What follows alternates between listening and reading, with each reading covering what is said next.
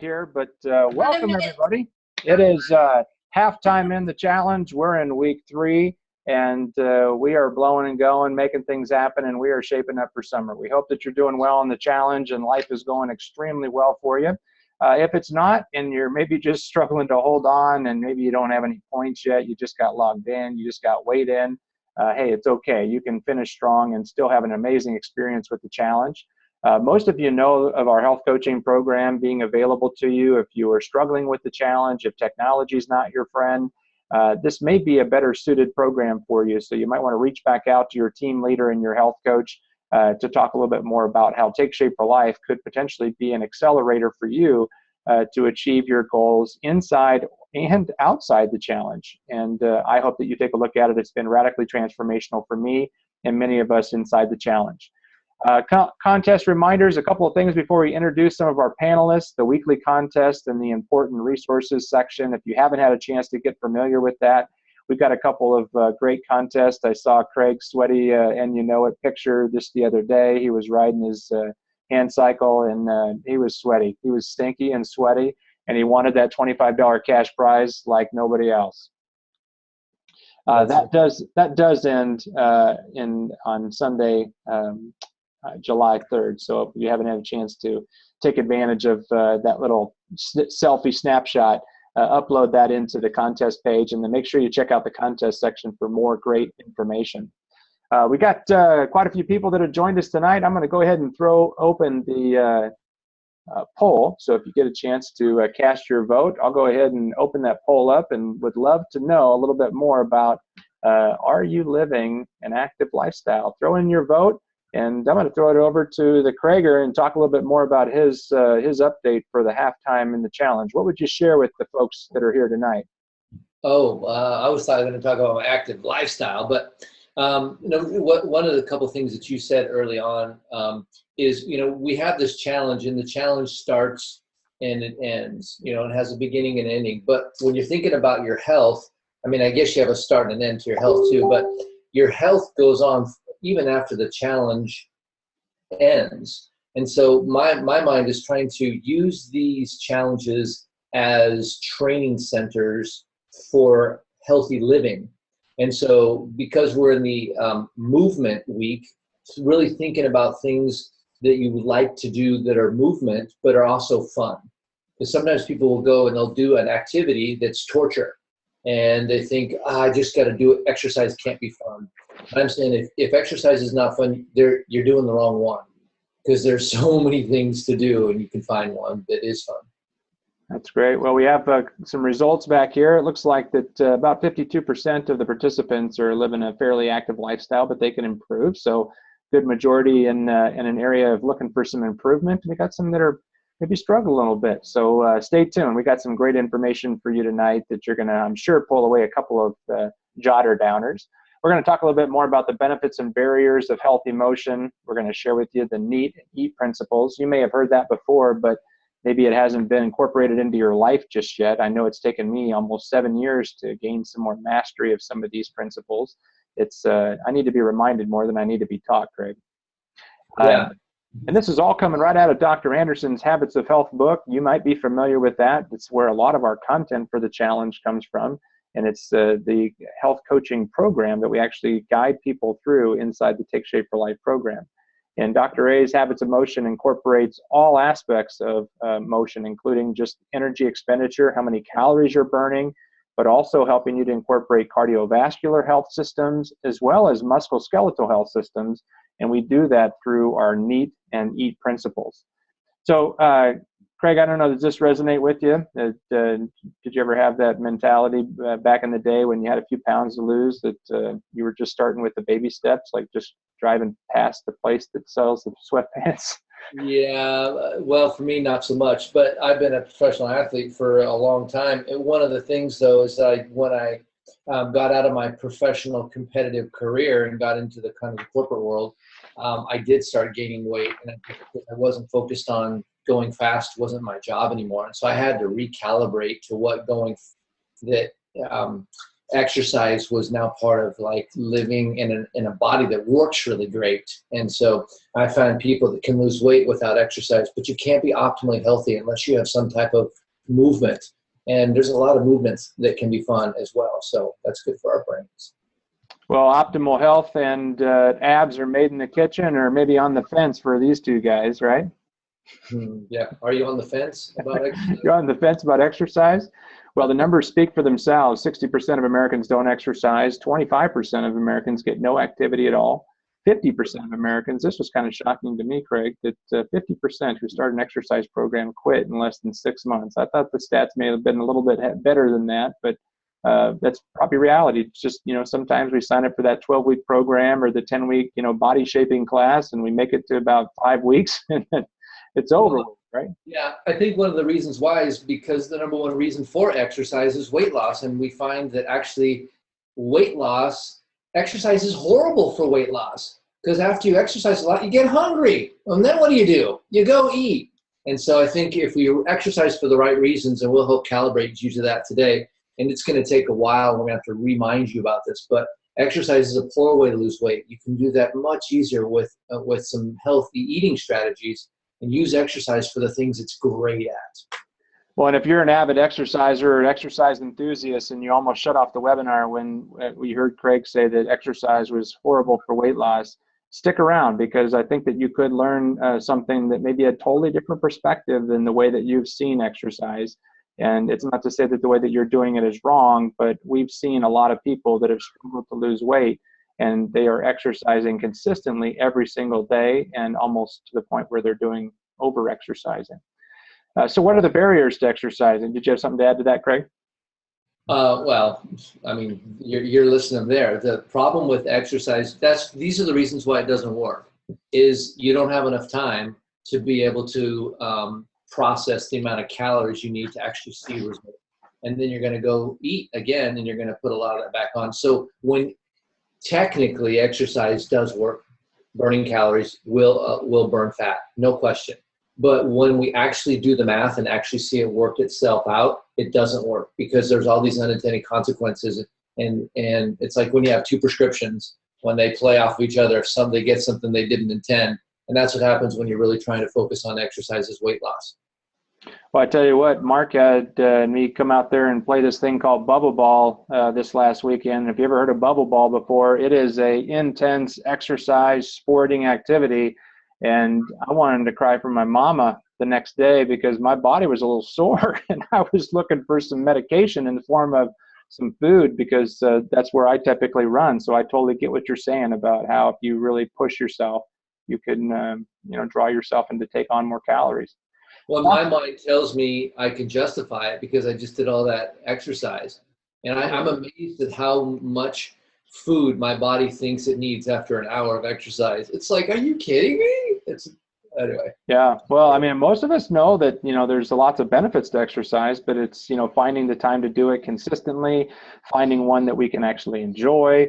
It challenges us. And so, Craig, would you throw out just a little bit of a breakdown for those that are new to this concept of structural tension, and how maybe they could use this to start incorporating some exercise in their life for these last couple weeks of the challenge? Yeah, and structural tension, another word I've heard this called, is a recipe for change. And if you think about what is the vision, desire, or goal, what is it that I want? And so if your main goal, the number one most important thing to you is weight loss, then you have to, your current reality is that you're probably overweight. And so then you have to put the structural things in between the tension of what you want and what you have. That's the tension. And so you need to put the right amount of ingredients in between those two things so that you actually get what you want. And a lot of people throw exercise as the one main thing in between those. When you're trying to lose weight, it just doesn't work. So as you work with your health coach, they'll give you a health plan, not just a weight loss or just an exercise plan, but a health plan. And so that way you actually start to achieve your goal. One other thing that I see it happens a lot, David, is people start to lose a little bit of weight, and they start to put the cart before the horse. They start, now I'm going to start exercising and either make this weight loss faster, or they'll say something like, I don't need to restrict my calories anymore because I'm going to start exercising. And then they end up never getting to their healthy weight. And they have these competing values. And so my approach to that is, which do you want first if you can't have both?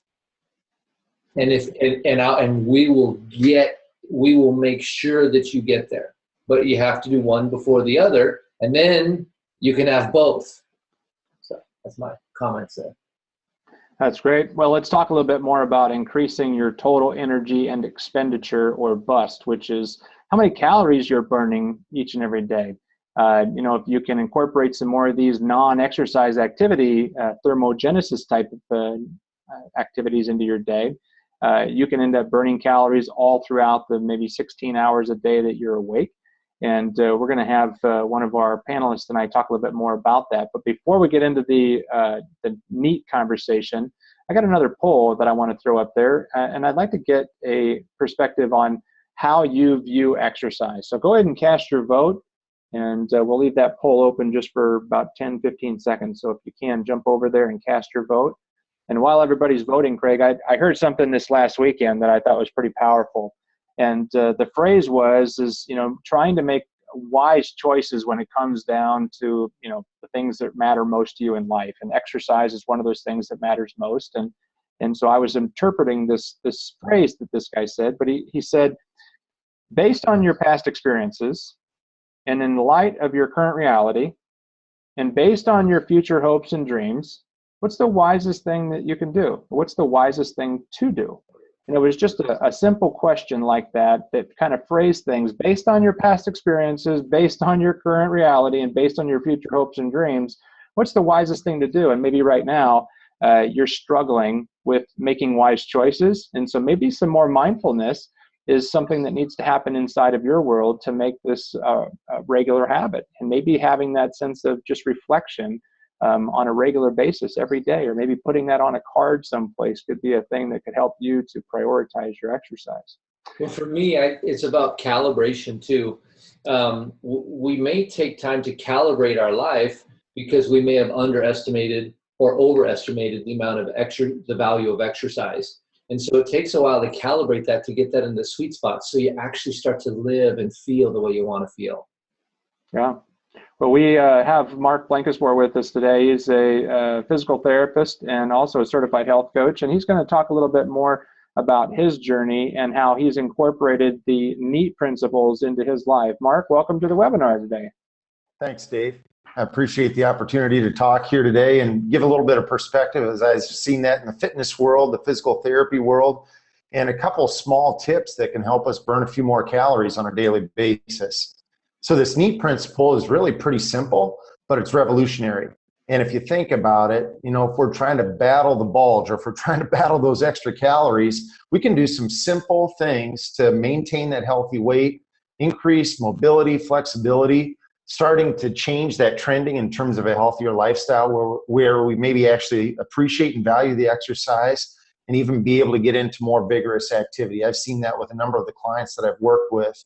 So pretty cool things that we can put into play. A couple things that I'm going to reference here, these 6 S's. So if you think about the S's that you see listed here, your stance or your posture. I know a friend of mine that has an iWatch. It clues him every 15 to 20 minutes that he should change his stance or his posture. That actually burns calories, whether it means that we're sitting up straighter.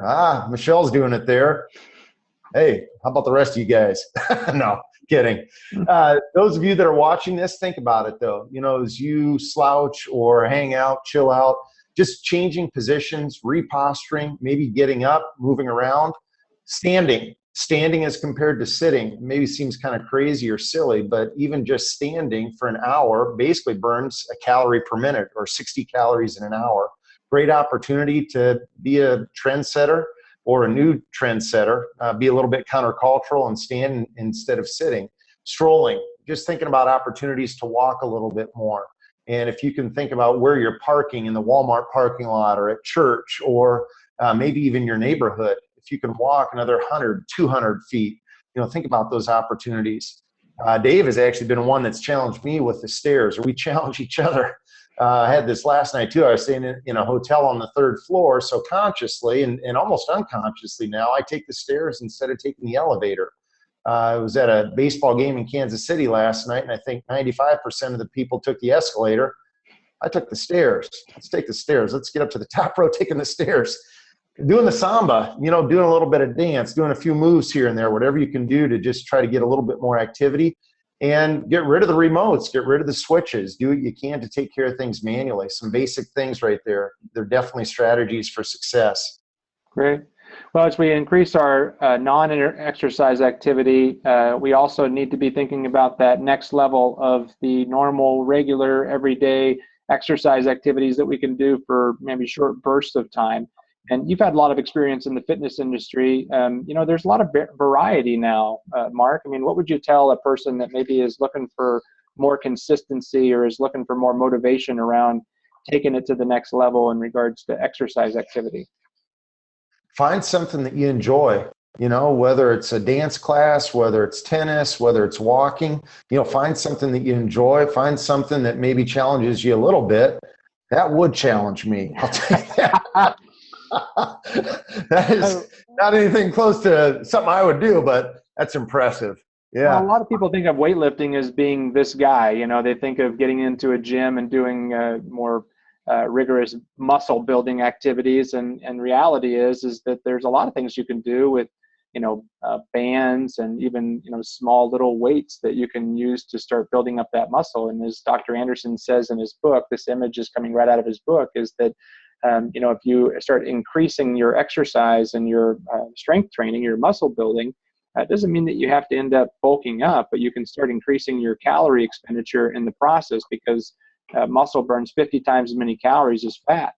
And so whether it be just, graduating from your non-exercise activities, just cleaning the house at a faster pace or doing the yard work at a little faster pace, and then moving into more of a regular walking program. And you can reach out to your coach to find out a little bit more about the Take Shape for Life 12-week walking program that helps you to graduate your way into a more consistent, active walking lifestyle. And we're going to reach out and talk to Michelle DeFabio out there in beautiful Oregon coast and have her share a little bit more about her strategies around exercise activity. Welcome, Michelle. Thank you. Thanks, David. So I have a confession. My first strategy when I married that guy was he's a personal trainer, so I'm going to be good to go. It didn't work Not so out. much. It started off great. We're going to be celebrating 15 years this summer married. And we realized over the years that our environment is pretty tricky. There's a lot of pitfalls out there, and there's a lot of ways we can accidentally become sedentary, and we don't need to. So it does take effort and intentionality to make sure you don't end up on the couch every day or sitting at a softball game for 4 hours. So you're going to have to be intentional about deciding what do you want to do, when do you want to do it, and how much time are you going to commit to yourself. Because if you don't take care of yourself, clearly it's going to be very hard to help all those around you that you want to support, and you're going to be grouchy. So take care of yourself. And number one, find something that you enjoy. It might take a few things to figure out what you like. I figured out I'm really bad at Zumba. I can't follow the group, and when they turn it around and then you're in the front, you can't even hide. So tried it. It was kind of funny, didn't stick with it. But what I found is we love biking as a family. So instead of investing in a big screen, we're buying a hitch, yay, for the car. And we're going to get a bike rack that can hold all 4 bikes. And so pick something. And number two, if you can find someone that will be expecting you to show up. It's really easy to quit on yourself, but if you have roped a buddy into signing up for a class or meeting you at a park at a certain time, certain day, your success rate is going to go through the roof. So maybe hop on Facebook tonight and ask, what is everybody doing to stay fit right now? What kind of activities are you into? What kind of clubs are you going to? Get a guest pass, go with them, create a network of support. So just like in the challenge, how you've had people cheering you on and everybody saying what they're up to, reach outside the challenge and see who in your neighborhood, who right down the street might be feeling the same way, and get to something, okay? And then don't just show up and talk. Show up and give it a real go. You want to be working towards the intensity rate between 3 and 5.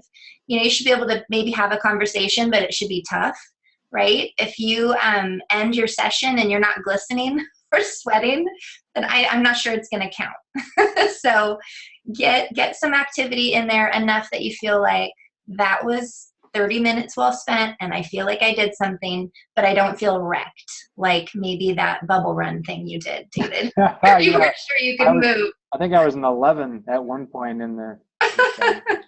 So, find your spot. And I know that hiring someone to push you is a good thing too. Maybe get a personal trainer. They're going to make you work harder than you're going to make yourself work. Or find a running buddy who runs a little faster than you. Be intentional about setting yourself up for success, even if, it's a little uncomfortable. It'll move you forward. And then, you know what? I'm not a 4 a.m. workout person. I know a lot of people that are, and kudos to them. It's not me. It's okay. Find a time that does fit for you. It might be your lunch hour. If you have a really busy work schedule, have a quick lunch ready to go, a salad, something ready to go, and use the rest of the time for yourself.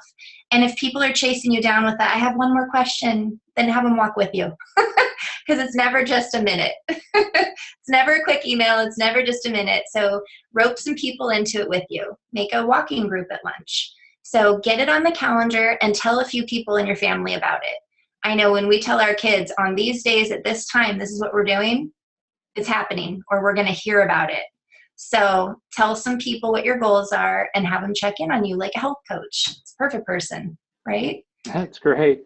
Well, and yeah, transitioning right into that, Michelle, is that if you haven't had a chance to talk to your health coach about your total energy and expenditure number, what is the amount of calories you're burning in a day, ask them for a link over to their website, and they can help you to figure that out. And just have a conversation with them to talk about some of the meal plans and some of the strategies that we use inside of our health coaching program. They may serve you. It may just be a resource to you, or it may be something that you actually decide to implement these last couple weeks of the challenge. And as we kind of wrap up our webinar tonight, is the 3 steps that we want to leave you with is, first and foremost, stop and schedule that complimentary health coaching consultation. Even if you're doing great in the challenge, it's not what you know that can hurt you. It's what you don't know that can hurt you. And if you talk to your health coach, they can awaken you to what is next after the challenge. There's some great resources and support groups that we are going to be creating for after the challenge is done with. And they'll tell you a little bit more about some of the other resources that are going to be coming up here in the fall that you can also participate in. Challenge yourself to practice the successes that Mark talked about. We won't quiz you on them tonight, but see if you can't memorize those and put those into your daily mode of operandi. Maybe you can make the little sticky note and you can put that up on your rearview mirror or something to kind of keep you focused when you're driving, or keep you on track of what maybe you can be doing to live a healthier lifestyle. And the last thing is choose to try something new and add more cardiovascular and strength training into your exercise routine. And if you haven't started that routine, talk to your health coach, get that routine started. So we're going to wrap up everything tonight. Thanks so much. Sorry about being a little bit late tonight. Craig, Michelle, Mark, it's always a pleasure. And let's finish strong. We'll see you guys here next week. Thank you.